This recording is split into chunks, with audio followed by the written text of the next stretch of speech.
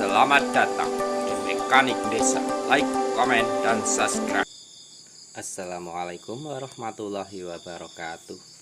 Kali ini dengan Vario 125 dengan pengecekan total bagian CVT, yaitu ibu yang punya Vario ini mengeluhkan sepedanya tidak kuat, kurang rosol. Katanya sudah 5 tahun tidak pernah dicek ataupun belum pernah diganti spare partnya. Ini saya buka tadi menggunakan kunci T8. Sekarang sudah melakukan pembongkaran di bagian CVT. Yang pertama tadi sudah outer comnya, sekarang bagian facecom bagian depan kita buka menggunakan kunci shock 22. Oh, ini agak macet karena lama, katanya sudah 5 tahun belum pernah diganti ataupun dibuka. Ini lumayan keras, sudah kita tahan. Oh, kita kasih penahan yang lebih panjang. Ingat, jangan ditahankan pada puli belakang ataupun as puli belakang.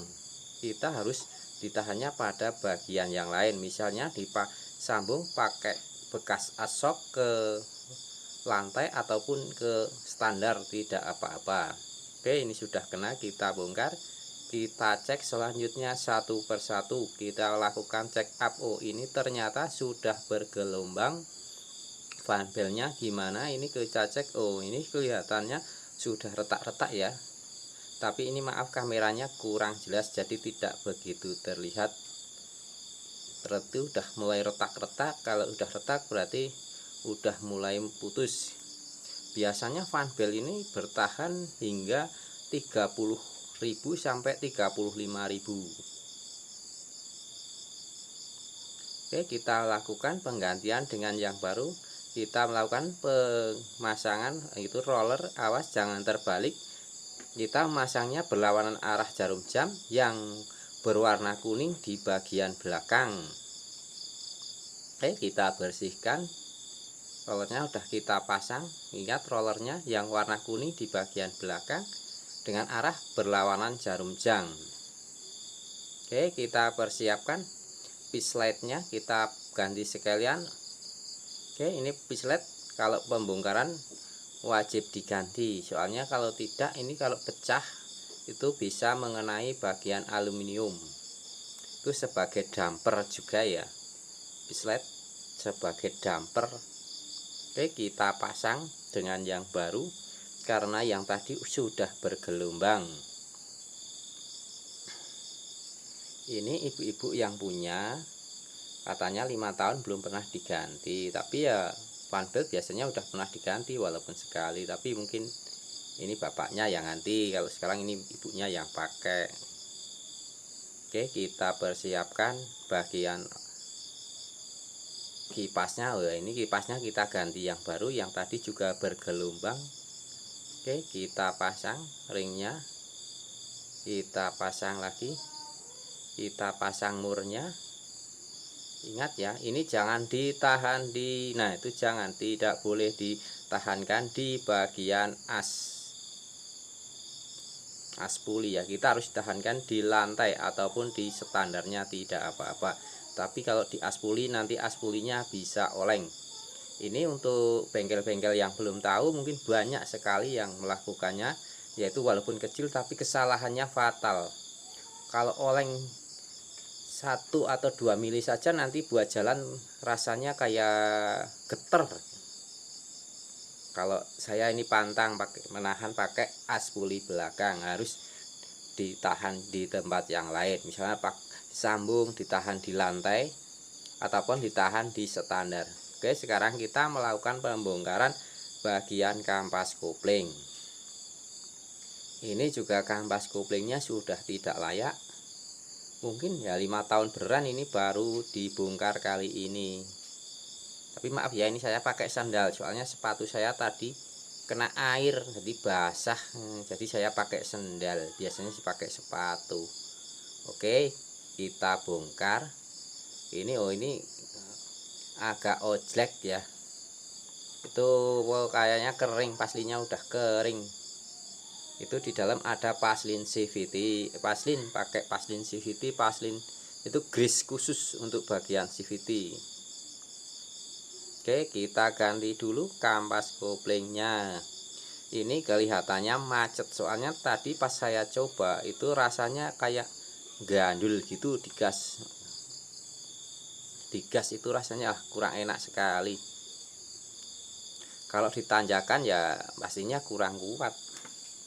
Soalnya itu kan kampas koplingnya itu kayak macet, kalau megar mingkupnya itu tidak lancar. Oke, ini susah juga ternyata, ini macet beneran. Kita pukul lebih keras. Oke, kita pukul lebih keras karena ini macet ya guys. Ya saudara-saudara para pemirsa, ini macet kampas koplingnya. Ini sering sekali terjadi pada kendaraan Vario 125 ataupun 150. Kalau yang khususnya 110 itu jarang terjadi kampas koplingnya macet. Oke, kita bersihkan itu pin, 3 buah pin itu kita bersihkan menggunakan amplas ya. Soalnya itu biasanya ada kayak kerak gitu atau karat yang disitu yang membuat kampas koplingnya tidak bebas bergerak masuk dan keluar ataupun keluar masuk. Ya, ini saya lagi minta sama bagian spare part, minta seal KN7 ataupun seal puli sebanyak 2 buah dan seal dan grease CVT, maaf bukan seal KN7 2 buah dan grease CVT. Sementara kita bersihkan outer comb-nya ya. Kita cukup menggunakan amplas. Ini juga bisa dicuci dengan air sabun, tapi ini juga bisa dengan amplas saja.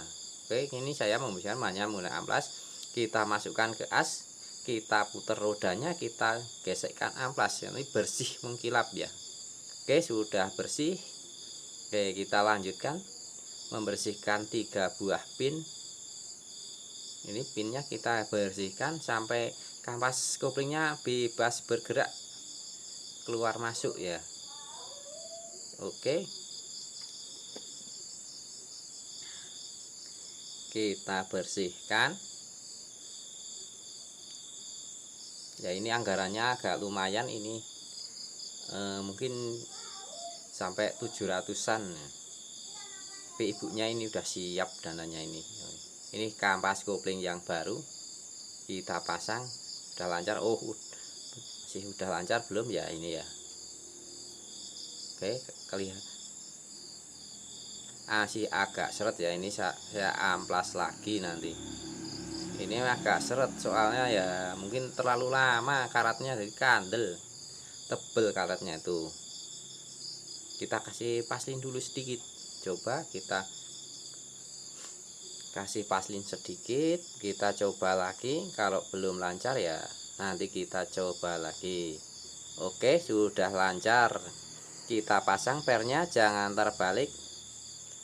Itu pernya yang bagian pendek di dekat pin. Oke, lihat. Nah, itu yang pendek di dekat pin, yang panjang di kampasnya. Itu jangan terbalik. Saya pernah menemui itu terbalik, yaitu di bengkel lain pas pembongkarannya dipasang terbalik ternyata ya. Yaitu ya secara secara fungsi ya mungkin nggak berpengaruh, tapi kelihatan kurang matching gitulah. Oke, kita pasang kembali. Kita ketok 3-3-nya biar mapan. Oke, setelah itu kita kancingannya kita ingkupin, lalu kita pasang biar nggak lepas. 3-3-nya kita pasang semua. Oke, kita pasang semua 3-3-nya kuncir klip, itu namanya sirklip. Kita pasang. Oke, nih ini seal KN7 nya perlu kita ganti. Oke, ini kita ganti, kita ambil pinnya, Itu ada bantalannya 3 buah ya, jangan sampai hilang ini. Kalau hilang harus ganti yang baru. Oke, ini penampakan kita bersihkan, cuci pakai bensin ataupun plat cleaner, wash plat cleaner atau WPC. Kalau kita biasanya ya kalau terlalu kotor ya tetap pakai bensin, tapi kalau hanya sedikit biasanya pakai WPC atau buat wash plat cleaner. Oke, kita bersihkan menggunakan majun alias lap ya. Ini bahasa bengkelnya majun, kalau kita ya lap aja lah walaupun bengkel. Oke, kita lepas seal KN7 nya, kita congkel pelan-pelan dengan obeng setting. Oke, kita congkel. Ini melepasnya ya tidak terlalu sulit, mudah, asal itu dicongkel pelan-pelan. Oke, sudah kena yang satu lagi. Ini 2 bolak-balik ya. Ini kalau tidak diganti efeknya grease ataupun vaselin yang ada di dalam itu akan keluar. Setelah keluar akan mengenai facecomb, akan outercomb, bukan facecomb tapi outercomb alias mangkokannya. Itu kalau terkena vaselin nanti melusut. Oke, nanti melusut, bisa untuk jalan tidak nyaman. Oke, kita pasangnya cukup kita tekan menggunakan 2 buah ibu jari kita ya. Kita tekan, setelah rata kita ketok biar rata, semakin rata. Oke, sudah. Yang kita bersihkan lagi yang ada olinya, sisa vaselin, kita lap pakai majun. Oke, sudah 2 jauhnya terpasang, kita pasang lagi. Oke, sudah terpasang, kita pasang pin bantalan ataupun itu sejenis kayak gotri ya. Oke, itu pas, kita masukkan 1 2, kita masukkan, awas jangan sampai selip, 3. Hati-hati ya, ini harus cermat pembongkaran ataupun pemasangannya, harus cermat, jangan sampai ada yang kelewatan ataupun tertinggal. Katanya kalau tertinggal bati, tapi ya resiko kalau ada yang ketinggalan. Kita itu ya mengutamakan keselamatan berkendara, jangan sampai kecerobohan kita membuat orang lain celaka. Kita harus bertanggung jawab untuk melakukan pekerjaan. Oke, tidak hanya memburu cuan saja, tapi kita juga bertanggung jawab moral, apa yang kita kerjakan tetap bagus dan berkualitas. Oke, kita pasang lagi kampas koplingnya. Oke, kita tahan pakai kaki. Sekali lagi maaf ya, ini saya nggak pakai sepatu, soalnya sepatunya basah kena air tadi pas cuci, itu pas cuci kaki tangan. Oke, kita pasang kembali. Oke, kita menggunakan tracker. Ini sesuai alat standar, SOP-nya pakai tracker.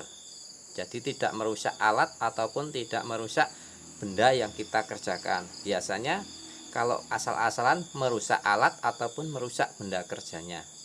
Kalau ini kita selamatkan alat, selamatkan benda kerja. Oke, kita pasang kembali dengan tepat. Oke, kita kencangkan. Sudah kencang, kita buka lagi trackernya. Oke, kita buka, kita pasang kembali. Ini tarik, ditekan, masukkan, outercomb-nya dipasang. Oke, nah ini penampakannya setelah diganti yang baru. Kinclong ya guys, glowing. Oke, kita kencengin, kita rapikan. Ditahan di lantainya saja, bisa nah ini ditahannya di lantai ya, jangan di bagian depan, itu kenceng, itu akan aman, tidak oleng. Oke, jangan lupa ya bagian pedal selahnya dikasih paslin ataupun oli sedikit, lalu kita tutup, kita rapikan semuanya, lalu kita coba. Semoga ibunya puas dengan pekerjaan saya dan selamat dipakai awet. Semoga menjadi langganan kami. Oke, kita pasang satu persatu bautnya. Oke, jangan lupa dukung, komen, dan subscribe ya teman-teman. Video ini semoga membantu ataupun memberi tahu ataupun hanya menghibur para pemirsa. Wassalamualaikum warahmatullahi wabarakatuh.